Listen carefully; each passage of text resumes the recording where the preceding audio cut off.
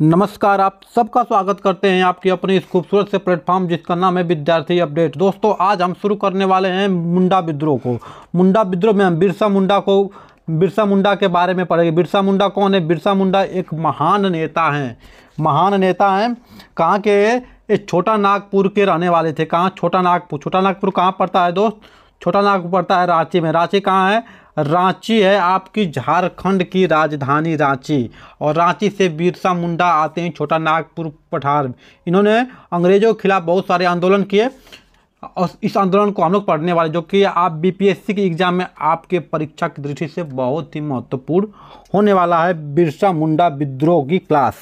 तो चलिए शुरू करते। अगर आप संथाल के बारे में पढ़ेंगे, संथाल जनजातियों का जो विद्रोह है इसके बारे में वीडियो बना दी गई है और इस वीडियो के डिस्क्रिप्शन में संथाल विद्रोह का आपका उस वीडियो का लिंक आपको मिल जाएगा, आप वहां से देख सकते हैं। चलिए क्लास शुरू करते हैं। भारत में अंग्रेजों के शोषणकारी एवं दमनकारी नीतियों के खिलाफ कई जनजातीय आंदोलन हुए, जिसमें बिरसा मुंडा विद्रोह दूसरी सबसे सशक्त विद्रोह मानी जाती है। इस विद्रोह को उलगुलान विद्रोह के नाम से भी जाना जाता है। यानी कि उलगुलान विद्रोह पूछ दिया जाए तो किस विद्रोह जानते हैं? मुंडा विद्रोह को उलगुलान विद्रोह के नाम से भी जाना जाता है। इसकी शुरुआत 1890 के दशक में बिरसा मुंडा के द्वारा वर्तमान का जो झारखंड है, झारखंड का छोटा नागपुर पठार के क्षेत्रों में किया गया। यानी कि झारखंड के छोटा नागपुर पठार के क्षेत्र में किया गया था बिरसा मुंडा द्वारा आंदोलन, जिसे क्या उलगुलान विद्रोह के नाम से भी जाना जाता है। रांची क्या है? रांची आपकी है कहाँ की? झारखंड की राजधानी रांची है, ठीक है। और रांची के छोटा नागपुर पठार का ये विद्रोह हुआ था। इस विद्रोह के कारण विभिन्न भागों में बांटकर देखा जा सकता है। पहला क्या है? आर्थिक कारण में खुटखटी व्यवस्था, जो सामूहिक खेती व्यवस्था थी, उसे समाप्त कर व्यक्तिगत स्वामित्व में बदलना। यानी कि जो खुटखटी व्यवस्था थी इसमें सभी लोग क्या करते थे? खेती में काम करते थे, लेकिन अंग्रेज क्या किए? उसको बदल करके व्यक्तिगत स्वामित्व में बदल दिए थे। अगला क्या है? करों की दर में वृद्धि, यानी कि टैक्स को बढ़ाया गया और कर चुकाने हेतु तो भूमि को गिरवी रखना। यानी कि जो टैक्स नहीं दे पाते थे वो अपनी भूमि को गिरवी रखते थे। अगला कारण क्या है? साहूकारों महाजनों पर आश्रित होने के कारण इनकी जमीनों महाजनों एवं साहूकारों को स्थानांतरित करना। यानी कि जो गरीब मजदूर है, आदिवासी है, इन जब टैक्स नहीं ले पाते थे तो साहूकार और महाजन से क्या लेते थे? ब्याज पर पैसा लेते थे और ब्याज पर पैसा लेने से अपनी ज़मीन गिरवी रखती थी। अगर आपने समय से पैसा नहीं दिए तो पूरी ज़मीन को साहूकार या महाजन को ट्रांसफ़र कर दी जाती थी। ऐसा नियम अंग्रेजों ने बनाया था। अगला हमारा कारण क्या है? बेगारी तथा बेरोजगारी समस्या। बेगारी क्या होता है दोस्त? तो बेगारी की बात करें तो बेगारी का मतलब होता है काम करके काम के बदले मजदूरी न दिया जाना। यानी काम आपसे करवा लेगा लेकिन आपको मजदूरी नहीं देगा, उसे आपको बेगारी कहेंगे। और बेरोजगारी की भी समस्या बढ़ गई, यानी किसी को रोजगार न मिला, ठीक है। और अगला हमारा कारण क्या है? राजनीतिक कारण में समझते हैं इनकी सामूहिकता एवं स्वशासन आधारित व्यवस्थाओं को खंडित करना। क्योंकि अगर बात करें आदिवासी लोगों की तो इनकी जो जंगल की ज़मीनें हैं इनका स्वामित्व होता था और ये अपनी व्यवस्था से चलते थे। लेकिन अंग्रेज क्या किए? इनकी सामूहिकता और स्वशासन को खंडित कर दिया। तो ये भी एक कारण है विद्रोह होने का। धार्मिक कारण की बात करें तो इसमें क्या? 1813 का चार्टर एक्ट। इस एक्ट में क्या था? तो ईसाइयों के द्वारा धर्म प्रचार तथा मुंडाओं की पारंपरिक मान्यताओं को निरंतर चोट पहुंचाना। यानी कि जो अंग्रेजों द्वारा 1813 का चार्टर एक्ट था, इसमें ईसाइयों ने क्या अपने धर्म को प्रचार किया, लेकिन जो मुंडाओं द्वारा जो उनका पारंपरिक मान्यता है इन पर निरंतर चोट पहुँचाने का काम किया। कौन सा? 1813 का चार्टर एक्ट, ठीक है। अब सामाजिक कारण क्या? इस सामाजिक कारण के बारे में समझते हैं। सामाजिक कारण क्या है दोस्त? तो इसमें है पहला, मुंडा समुदाय की आंतरिक रूढ़िवादिता। जो मुंडा समुदाय इनकी जो आंतरिक रूढ़िवादिता है। दूसरा, नशाखोरी, ये नशा भी करते थे। शराबखोरी और आरंभ हुआ विस्तार पतन, ठीक है। समुदाय में आंतरिक रूढ़िवादिता थी, नशाखोरी करते थे, शराबखोरी करते थे, ठीक है।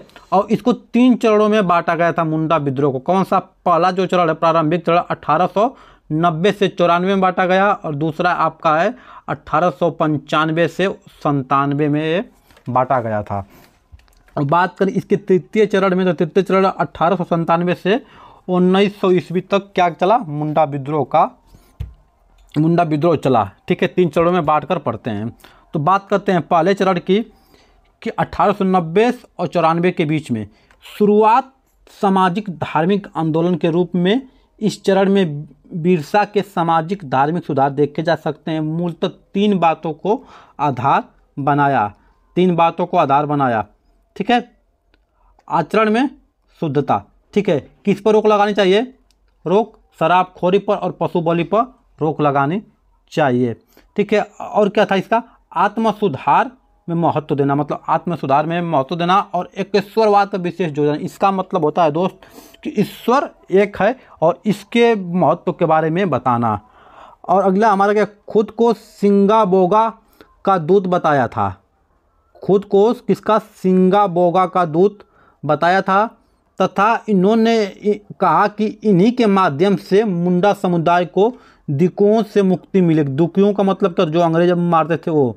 इन्हें कहा कि सिंगाबोगा का दूत बताया, और इन्हीं माध्यम से जो मुंडा समुदाय है इनको दिकों से मुक्ति मिलेगी। अब बात करते हैं द्वितीय चरण की। तो दूसरे चरण 1895 से 97 के बीच में संगठन के स्तर पर काम किया गया, और 1895 में 6000 लोगों का क्या किया है, एक संगठन, एक दल बनाया गया। 1895 में 6000 लोगों का एक दल बनाया गया। उद्देश्य क्या था, उद्देश्य था अंग्रेजी प्रभाव की समाप्ति करना और बाहरी लोगों से मुक्ति कराना और मुंडा राज की स्थापना करना। अगला हमारा क्या है, ब्रिटिश साम्राज्य के अस्तित्व को अस्वीकार तथा लगान न देने की घोषणा करना।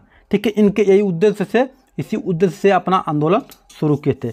इसका परिणाम क्या हुआ, द्वितीय आंदोलन का, गिरफ्तारी पुनः 1897 में महारानी विक्टोरिया के हीरक जयंती पर मुक्त, जो गिरफ्तारी हुई थी उसको क्या किया गया, उसको मुक्त कर दिया गया। किसके जन्मदिन पर, जयंती पर, महारानी विक्टोरिया के हीरक जयंती पर मुक्त कर दिया गया। अब बात करते हैं तीसरे चरण की।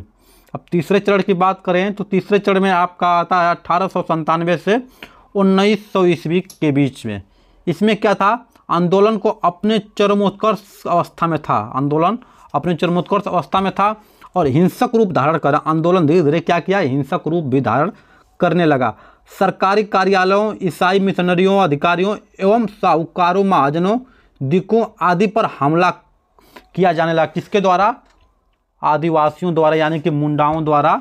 सरकारी विद्यालय हो, चाहे ईसाई मिशनरी हो, अधिकारी हो, साहूकार हो, महाजन हो, दिकों, इनके द्वारा, आदिवासियों द्वारा, मुंडाओं द्वारा हमला किया जाने लगा। कब, 1897 से 1900 ईस्वी के आसपास। ठीक, उसमें एक गीत लिखी गई थी जो बहुत ही फेमस थी। क्या नाम था, कटांग बाप कटोंग, साहेब कटोंग कटोक, रानी कटोंग कटोक। ठीक है, एक गीत लिखी गई, इसी गीत को ये लोग गाते थे और आंदोलन करते थे। विद्रोह के कारण रांची, खूंटी आदि में प्रशासनिक व्यवस्था रूप तथा विद्रोहियों के दमन हेतु डिप्टी कमिश्नर स्ट्रीट फिस्ट द्वारा निर्मित पूर्वक विद्रोहियों की हत्या तथा दमन किया गया। ठीक है, 3 फरवरी 1900 को बिरसा मुंडा पकड़े गए और उनको रांची की जेल में कैद कर दिया गया। 3 फरवरी को पकड़े गए थे, ये बहुत मोस्ट इंपॉर्टेंट है। 3 फरवरी को बिरसा मुंडा पकड़े गए, उनको रांची की जेल में क्या कैद कर लिया गया। और 30 मई 1900 को हैजा के कारण उनकी मृत्यु हो जाती है। तो आपसे पूछेगा कि मृत्यु कब होती है, तो 30 मई 1900 में मृत्यु होती है। किस बीमारी का, हैजा बीमारी के कारण। जब तृतीय आंदोलन हुआ तो इसका परिणाम क्या हुआ, इसके बारे में समझते हैं। 1903 में खूंट खटी व्यवस्था पुनः बहाल कर दिया गया, जिसको रोक दिया गया था।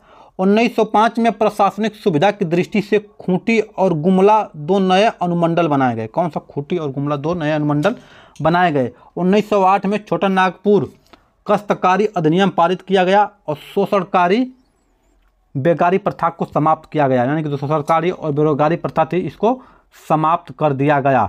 ठीक है, इस आंदोलन से इतना क्या हुआ, परिणाम निकला। सामाजिक सुधार जैसे शराबखोरी और शिक्षा रूढ़िवादी मान्यताओं को निराकरण में तेजी आई। इस प्रकार हम पाते हैं कि बिरसा मुंडा ने अंग्रेजी हुकूमत के खिलाफ एक सशक्त विद्रोह किया जो आने वाले राष्ट्रीय आंदोलनों को प्रेरित किया। भले ही आंदोलन पूर्णतः सफल नहीं हुआ, फिर भी अपने मकसद में कुछ हद तक सफल रहा, जिससे मुंडा जनजातियों का कुछ अधिकार मिल सके। आंदोलन भले सफल ना रहे, कुछ अधिकार इनको मिल सके। देश की स्वतंत्रता के लिए अपने प्राणों की आहुति देने वाले महान आदिवासी नेता और जन नायक बिरसा मुंडा जी की जयंती पर सत सत नमन। ए हमारे बिरसा मुंडा जी। जन्म कब हुआ था इनका? 15 नवंबर 1875 में जन्म हुआ था और मृत्यु होती है 9 जून 1900 में। किस बीमारी के कारण? हैजा बीमारी के कारण। किस जेल में? रांची की जेल में। ठीक है, तो वीडियो समाप्त होती है। वीडियो कैसी लग रही है कमेंट करके जरूर बताएं। मिलते हैं कुछ बीपीएससी से संबंधित कुछ मजेदार फैक्ट के साथ। तब तक के लिए आज्ञा दीजिए। नमस्कार, जय हिंद, वंदे मातरम।